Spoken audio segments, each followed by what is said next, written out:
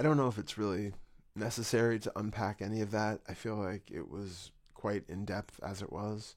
Um, I would like to just reinforce one more time, though, the idea that everything that is here, all of the experience, everything that we colloquially consider the I, the self, the me, is a constant flux, a constant changing, morphing, swirling of different processes and experiences and interactions with an environment. There doesn't need to be anything fixed or permanent in that, and there isn't. It's the idea of that rigid, fixed identity of me that we take to have been the same me that has existed from the time that I was born and that is going to continue until some tragedy happens and I end up having my life snuffed out. However we look at it, it's the idea that is far too fixed, far too rigid, and is constantly in fear of being broken. What I have taken myself to be all along is just one snapshot of a process in motion. Most of you have probably seen at some point a video of ink or paint being dropped into a glass of water, and you can see the ink or the paint swirl and create all these different patterns and eventually get more and more integrated with the water.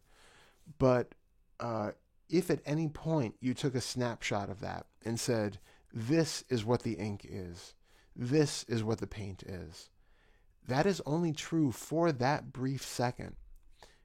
The next moment, it's going to look completely different. The next moment, completely different again.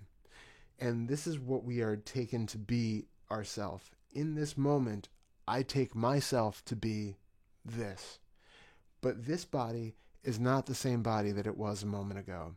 It's definitely not the same body that it was months or years ago. So the body that sustained any trauma back when it was 5 years old or 8 years old, that body has been completely replaced. The cells have all been changed. The memories, the thoughts, the personality, the way that I took myself to be then is absolutely fundamentally different from how it is experienced now. But if I use memory to say, I remember moments from that time, I remember when I used to play Little League, and I remember how much I hated Little League, and I know that's why I still hate baseball today. If we create that narrative, create that linearity of time where I have always been here in some fashion, then we are taking one snapshot of that ink and basically dragging it all the way across the timeline of your life. Instead of honoring this experience is happening right now in this unique way where I have never seen anything the way that I'm currently seeing it now. The way that other people see this body is going to be different moment to moment. The interaction with the different molecules in the air and the environment and other people and animals and the light and everything else is different moment to moment to moment. So coming out of the mind, coming out of the stories which create this false sense of self and linearity, and being with what is actually here in this moment is how we start to free ourselves from that rigid view that this is me, I have always been like this, the traumas in my past have absolutely dictated why I am the way that I am now, and that I cannot lose those habitual beliefs about myself, that I cannot change the way that I see myself because of the past. All of the brief little memories that you have are just snapshots. We're creating a concept of a story and a narrative out of a few a few selected memories. And if we come back to what is here, free from thoughts telling us that the past was true and that it is currently happening, free from thoughts that the future is true and is going to happen the way that I predict it, and just be with what is, where is the problem? Where is the self? Where is the need to have things a certain way in order to feel comfortable or safe? What is going to be unsafe in this moment? You can even look at, I've used the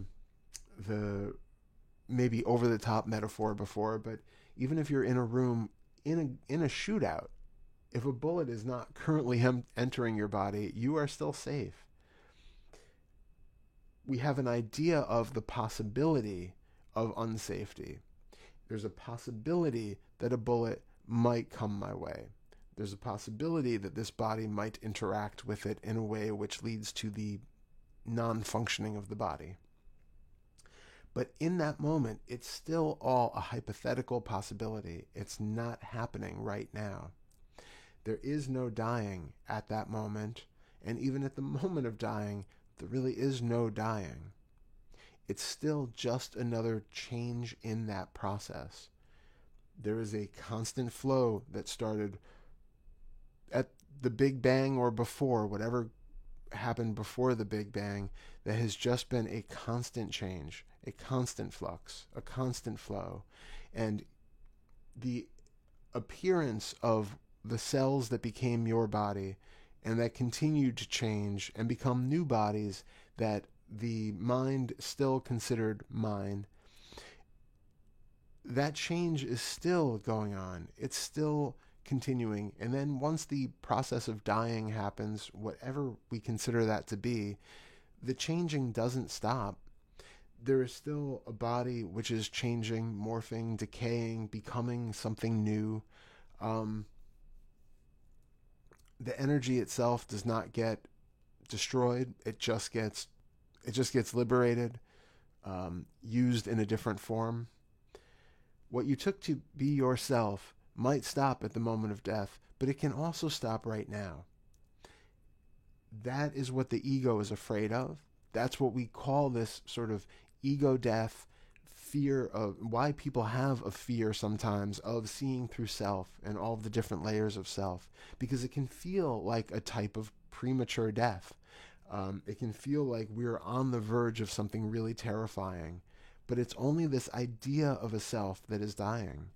And what comes after that is freedom. It's freedom to be a process. Freedom to interact in an environment as one with that environment, not as a separated idea from it, because you are not separate from the environment. You only have the illusion of separation. So you are dropping the illusion of separation, not the actual thing. There is no lack of safety if you are part of the environment, if you are part of the entire process of the universe and beyond universing, if you are part of lifing. And I'm not saying that yourself is now blown up and part of everything. It's the fact that there is no self in there. There is no separation in there. There is no difference between the life cycle of a body that's human and a life cycle of a plant which is not human, and the life cycle of another type of animal who is not human, and the life cycle of a star. All of that is a constantly changing process, which is all part of the same soup of experience, the same soup of happening, where not a single bit of that could have been the same if one of the other manifestations was different. If some star billions of light years away was not burning exactly the way that it is, things would be in some way different here. Everything is absolutely interrelated, and that is all we're talking about. It's not that you suddenly are safe because you are the stars. It's just that there is no you who is separate from this process. This process is absolutely all that exists. To call it a process is still a concept, of course, but we can't really grasp this idea without it. And we sometimes need to have an idea that kind of works us into a place where we can let our guard down to see what is there in front of us without having to have that fear response to it. So that's why we warn people about having really conceptual understandings of no self or the big I am or any of that stuff. But it's also helpful sometimes to have sort of a mental framework for it, especially if you are a very analytical, overthinking type, like the person who wrote the letter and also yours truly. It was super helpful for me to have many years of accepting of no self and the idea of no self, that let the guard down, so that once I started to actually look and do the inquiries, that it was just a reinforcement. It was a deepening and an understanding where there was no resistance to the idea. That's why a lot of people have these very large, explosive experiences that shake them up and sort of destroy the worldview in one fell swoop, and then end up launching them sometimes into 6-month dark night of the soul. That happens when you are not really cognitively prepared for what you experience. You haven't laid down the mental framework that has kind of softened the blow, where you're accepting of what you are about to see before you see it, so it doesn't come as such a big shock. This is slightly on a different tangent, but while I'm here, I think it's just useful to say this again and again, because we hear this so much.